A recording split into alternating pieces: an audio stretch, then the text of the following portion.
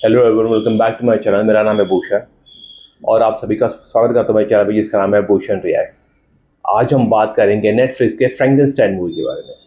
अगर आपने देखी नहीं है ये मूवी तो प्लीज़ गो एंड वॉच, क्योंकि ये सिर्फ एक मूवी नहीं है, इट इज़ एन आर्ट, एक पैशन प्रोजेक्ट है एक डायरेक्टर का जिसे पता है मूवी कैसे बनाई जाती है। गिल्lermo del टैरो नाम सुनने में अजीब है, लेकिन जिनको पता है डायरेक्टर कौन है उनको पता है उसके काम बहुत ही लाजवाब होते हैं। शेप ऑफ वाटर या फिर उससे पहले क्रिम्सन पीक हो, पिनोकियो हो या फिर फेमस पैसिफिक रिम हो, गिल्lermo del टैरो को मूवी कैसे दिखा दे है, कैसे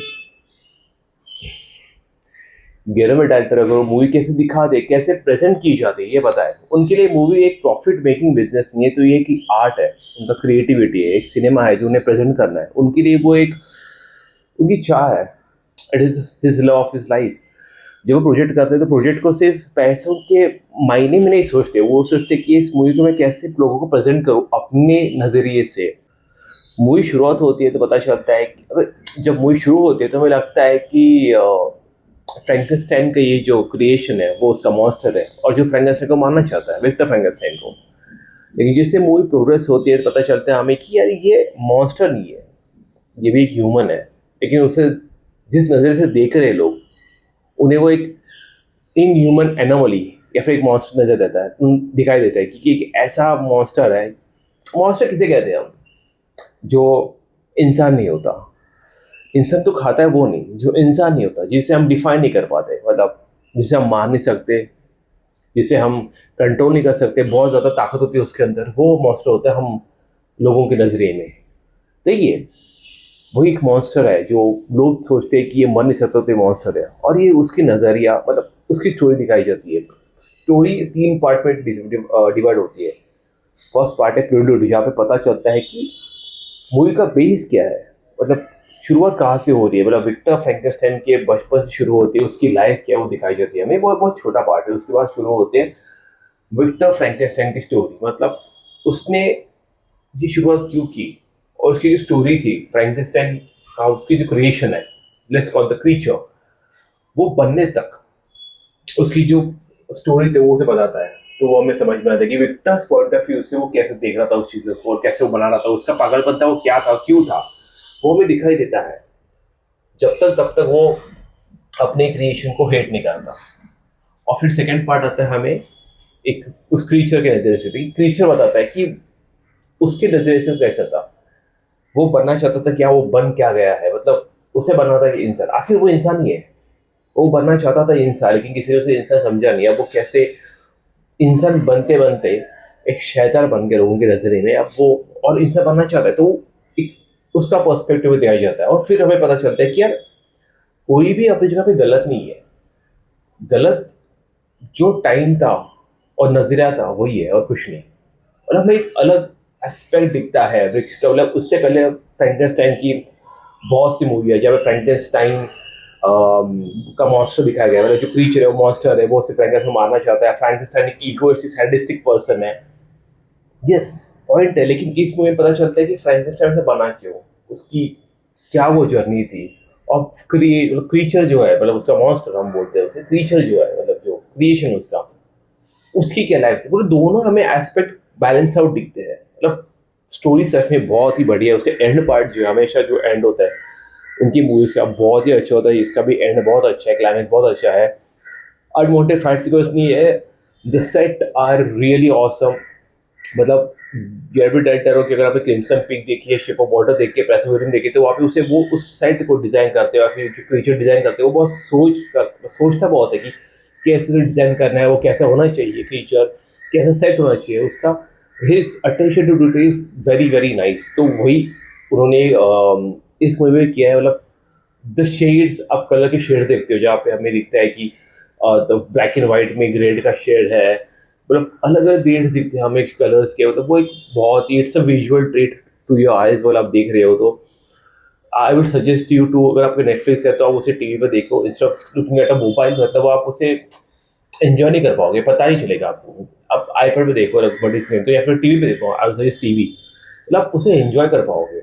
यस, मूवी आर रेटेड है, मतलब वहाँ पे आपको गोर से, मतलब विक्टर फ्रैंकेनस्टाइन जब एक्सपेरिमेंट कर रहा है तो वहाँ पे हमें ऑर्गन्स वगैरह दिख जाते हैं, ऐसा कुछ नहीं है। बाकी तो इतना कुछ गोर है नहीं उसमें, बट यस मूवी में थोड़े थोड़े सीन्स है वैसे। तो यस अगर आप फैमिली के साथ देखना चाहते हो तो वहाँ पे थोड़ा अनकंफर्टेबल हो सकता है। अगर आप खाना खाते हो देख रहे हो तो आपको कभी कभी कोई अनकंफर्टेबल होता है तो आपको फील हो सकता है, लेकिन ओवरऑल अगर आप मूवी देखने बैठोगे तो आपको कभी भी कोई डिसअपॉइंटिंग मोमेंट दिखेगा नहीं। हर एक बंदे की एक्टिंग अच्छी है यार, मतलब starting from Oscar Oscar Isaac, मतलब Oscar Isaac he is a fantabulous actor है, मतलब उसकी एक्टिंग की बात ना ही कर तो अच्छा है, मतलब उसकी एक्टिंग हमेशा अच्छी होती है। जिन्होंने देखा है मतलब स्टार वॉर्स है, मून नाइट जो मार्वल सीरीज है, फिर उससे पहले एक्समैन, सब जगह पे उसने काम किया, वो ही is a very good actor. जो क्रीचर का रोल जिसने किया है वो है जेकब एलोरी। फन फैक्ट, ये क्रीचर का रोल एक्चुअली एंड्रयू गारफील्ड करने वाला था, लेकिन एट द एंड किसी डेट कॉन्फ्लिक्ट की वजह से एंड्रयू गारफील्ड जो स्पाइडरमैन अमेजिंग वाला वो नहीं कर पाया, जिसकी वजह से 9 वीक्स में 9 हफ्ते के अंदर गिलर्मो डेल टोरो को एक नया आर्टिस्ट ढूंढना था और प्रोस्थेटिक्स वालों को एक नया प्रोस्थेटिक क्रीचर बनाना था। क्योंकि जेकब एलरी उसकी हाइट 6.2 6.5 है और एंड्रू गारफील्ड की हाइट 6.6 से 6 फीट से कम है, तो ऑब्वियसली चेंजेस होता है कॉस्ट्यूम में। जो आप प्रोस्थेटिक्स यूज करते हो उसमें चेंजेस बहुत होता है। अगर आप जो डायलॉग्स लिखते हैं वहाँ पे सीन बनाते हो तो उसमें एंगल जो होता है वो भी बहुत चेंज होता है, तो उसमें बहुत से डिफिकल्टीज आती है when the actor changes suddenly. ये सब था, लेकिन अगेन गिलर्मो डेल टोरो ने अपना काम कर दिया, उसने अपना मैजिक चला दिया। एंड एक्चुअली में Jacob Elordi he is a very perfect choice because he really looks like a Frankenstein's creature because he's hated.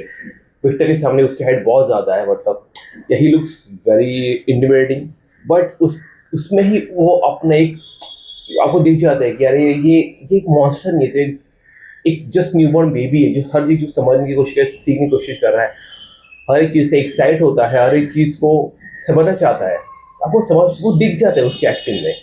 और अगर आपने जेकब एलोरी कौन है पता नहीं है तो जेकब एलोरी ये एलोरी बाय द वे जेकब एलोरी ने यूफोरिया मूवी में यूफोरिया सीरीज में काम किया। यूफोरिया सीरीज अगर पता नहीं तो बहुत से लोगों ने बहुत से लोगों को सिडनी स्वीनी कौन है पता है, तो सिडनी स्वीनी के जो आप सर्च करते हो जो जिस सीरीज में है वो है यूफोरिया सीरीज, जो भी बहुत अच्छी सीरीज है।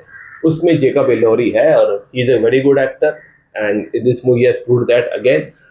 बाकी एडिशनल कास्ट की बात करूँ तो देयर इज मिया गॉथ जो एलिजाबेथ का कैरेक्टर यूज प्ले करती है। She is the fiancée of Victor's brother, Victor का भाई जो है विलियम उसकी फियांसे है और विक्टर को भी अच्छी लगती है। Then she has a sudden feelings for the creature, Frankenstein's creature, तो उसने भी एक्टिंग बहुत अच्छी की है। Then we have Christopher Waltz, मतलब he is a very good actor. अगर आपको पता नहीं है तो प्लीज उसके जितने भी मूवीज है आप देख लो यार, ही is a very good actor. If I had to rate this movie, the rating of this movie won't be in any way possible because ये एक बिजनेस के लिए बनी हुई मूवी नहीं है। बिजनेस जो होता है रिटर्न्स के लिए, वो अगर मूवी बननी होती तो गिलर्मो डेल टोरो इसको मूवी को थिएटर में ही बना देते और it would have been easy for him to get finances. उन्हें वो नेटफ्लिक्स ही बनाई जहाँ पे उनको एक बहुत बड़ी छूट मिल जाती है।